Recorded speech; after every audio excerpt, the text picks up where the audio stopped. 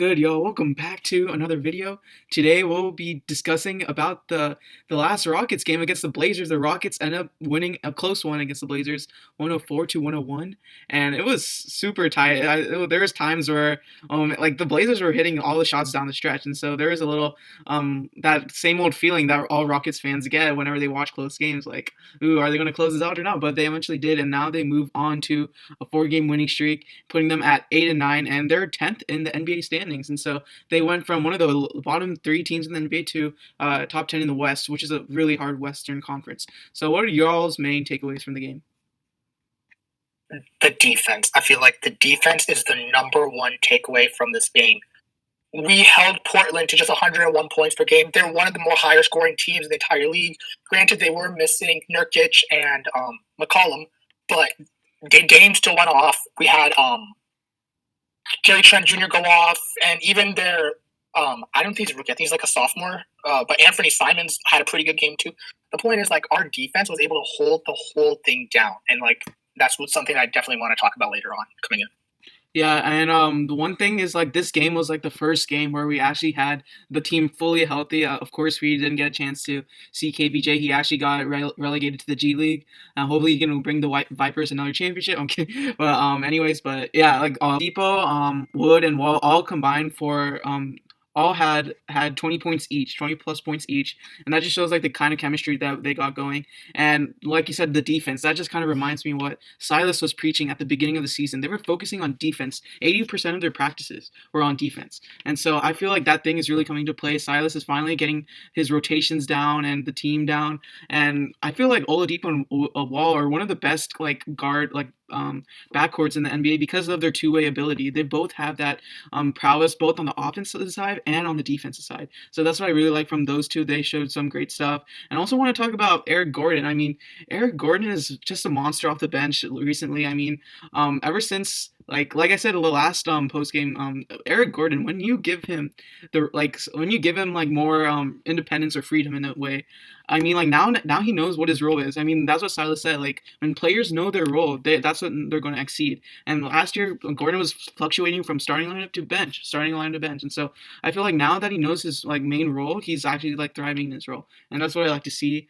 And yeah, Wood is one of like looking. It's like really good. I mean, he definitely should get an All-Star All-Star appearance, if not winning the MIP Most Improved Player award.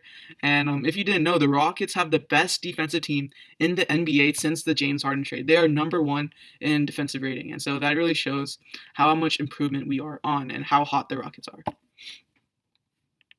Right. And I want to talk again about that part about Wall and Oladipo. I feel like having Wall, man, I honestly really underestimated the man. I thought he wouldn't be as good as like himself, and granted, he has lost quite a bit of athleticism, but he is still the floor general and the facilitator, and just like he's like a secondary coach, right? I feel like Steven Silas would love that. As a rookie head coach, he probably doesn't know what to do in like every single scenario, right? But like if Wall is on the court, he reminds me of like how the Rockets had Chris Paul, another floor general, another coach, just there guiding the whole squad, telling them what to do, what plays to run, and it all runs so smoothly, right? And then Oladipo, he's still finding his place a little bit. His shot's getting there, it's getting better. And the defense that both these people bring and the hustle, it's the hustle, honestly. That's what makes our defense so good, right? With everyone going after each board, going after the ball in the passing lanes and running in transition. It's how we're able to outscore everyone in transition, right? Yeah. I haven't checked, but I'm pretty sure we like had like almost 20 more fast break points than the Blazers did last game.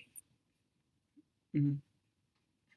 Yeah, this team has a lot to prove, actually. I mean, the Rockets are like the all-revenge team, all-redemption team, with Wall's Achilles injury, Oladipo coming back from injury, wanting to prove himself, his value, Wood being undrafted, moving from team to team, wanting to become an MIP All-Star this season, Boogie coming back from injuries, Daniel House trying to redeem himself from that bubble incident, Gordon coming back from off-season, Nwaba coming from his Achilles, Tucker wanting an extension, and Jones and Tate going undrafted, and Silas being a rookie coach. it just shows like the chip on all these guys' shoulders. And I know like James Harden said that his comments in his last Rockets press conference were not to be taken like in a negative context. I feel like they all felt a little slighted in a way because we all like always see it in Wall's post game press conferences. Like when you have guys that want to be here, it's much easier to win games and things around those lines. So I feel like they're trying to prove something. They have a lot to prove, and that just kind of goes into that hustle mentality, that dog mentality that they all have. So that's great to see. It's like one of the more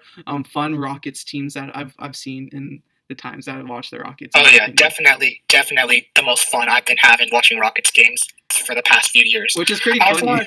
Yeah. I also want to talk about like their offense, right? So in the beginning of the game, they got to a really slow start and actually were down by 20 with like a few minutes to go in the first quarter. I feel like that itself, it shouldn't really like scare people as much as it did, right? Not only is the defense really good for the Rockets and it's coming together, but I think we're forgetting Steven Silas was the offensive coordinator for the greatest, most efficient offense of all time last year. He knows how to create offense. And the fact that the Rockets are number one in defense this year, and with Silas, I feel like we can be a top 10 offense too once everyone gets their rhythm going and more chemistry gets built up. And let's face it, the number one defense and a top 10 offense is automatically going to give you a really, really deep playoff run. Mm-hmm. We can make some noise in the West. Yeah, we're definitely a scary team. I don't think anyone wants to see the Rockets coming in the playoffs for sure. I mean, there's just a lot of things going for the Rockets right now, which is good to see considering what's happening in Houston sports, cough, Texans. But let's not talk about Texans or Rockets. But yeah, just nice to see everything clicking for us. I wanted to discuss a hypothetical. So what if we had this version of John Wall instead of Russell Westbrook during that Lakers playoff series? Do you think that we might have had a chance to win that series, if not push it to 6 or 7 games?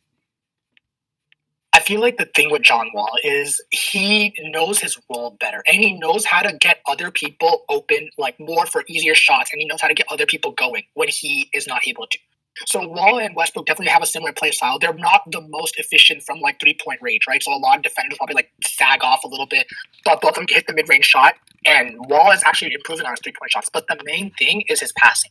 If he can drive to the lane and kick out to a corner shooter or anyone, I feel like that could have helped the Rockets a lot, rather than like what Westbrook was doing last year with just when he was getting open, just chucking up threes, even though he was missing like 7 in a row.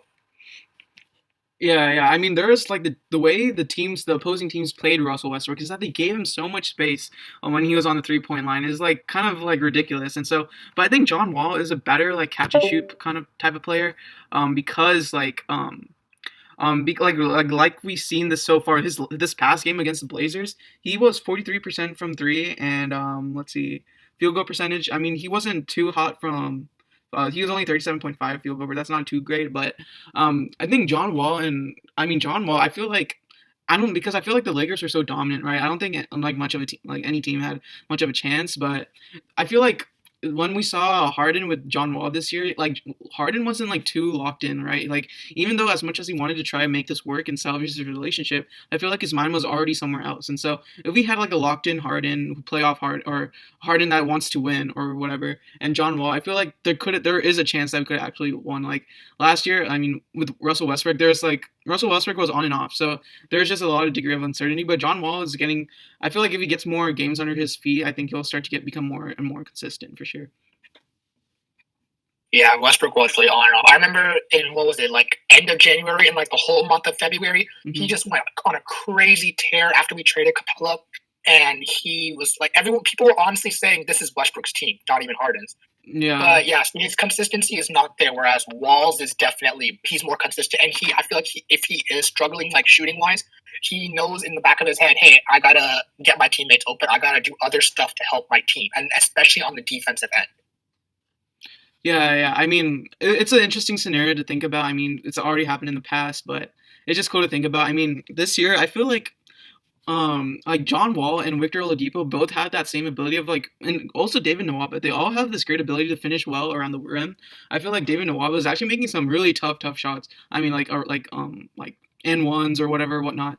And so, I mean, David Nwaba is really good off the bench. I feel like we should definitely keep him like as a bench player because he brings out a lot of defensive hustle and energy off the bench, and that could be good for us coming in later games and playoffs if we make it there. But Yeah. No, I definitely feel I like the roles that Silas is putting. Having Cousins, Gordon, and Nwaba off the bench is just really good.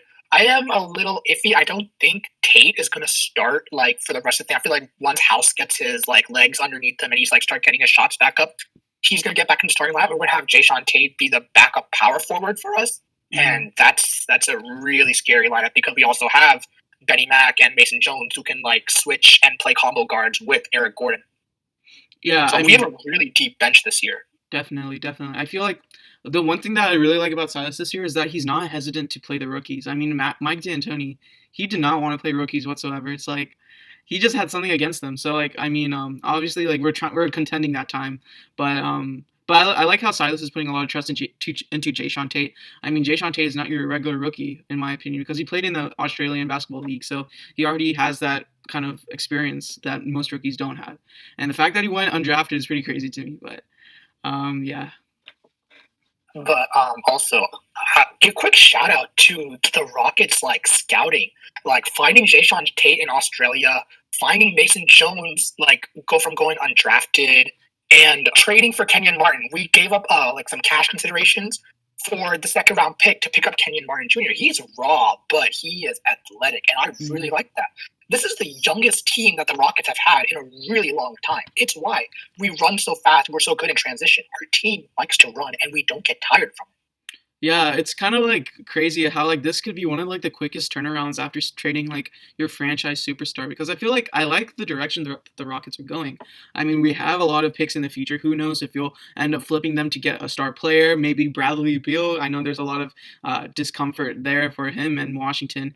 Maybe pair him up with John Wall again. We'll see about that. Probably. But I think Rockets will mainly be sellers at the deadline unless this team goes on some crazy like 20 winning streak. I feel like Tucker ends up being traded, and like I've seen somewhere on Twitter where people are thinking about trading Benny McLemore because we're already super deep in that guard position, and so it wouldn't surprise me to see us trading Benny McLemore because guards with a proficient 3-point shooting are really valued in the NBA, especially with the league shifting more towards shooting threes now. So yeah, it's kind of sad to see that because I really like Benny Mack. I mean, he always put his head down and he didn't really complain, right? Even like not getting like minutes in the Lakers series or whatever. But yeah, I think that's just yeah. Yeah, I don't even think he got minutes in that last game too against Portland. But yeah, I feel like he's a really good locker room guy. And when he comes like off the bench and whenever he's getting playing time, if he just hits his threes, then he's golden. But he is kind of inconsistent. But it will be sad to see him go because he is definitely one of my favorite players.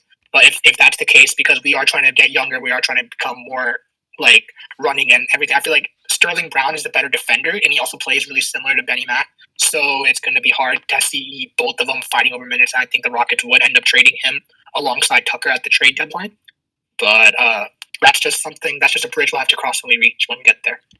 Yeah, and I guess that pretty much wraps up the video. Thank y'all for watching. Be sure to give us your takeaways from this game, and as always, be sure to like, subscribe, and turn on post notifications. There's a lot of optimism, and let's see what's in store for the Rockets in the future. Peace. For this life I cannot change.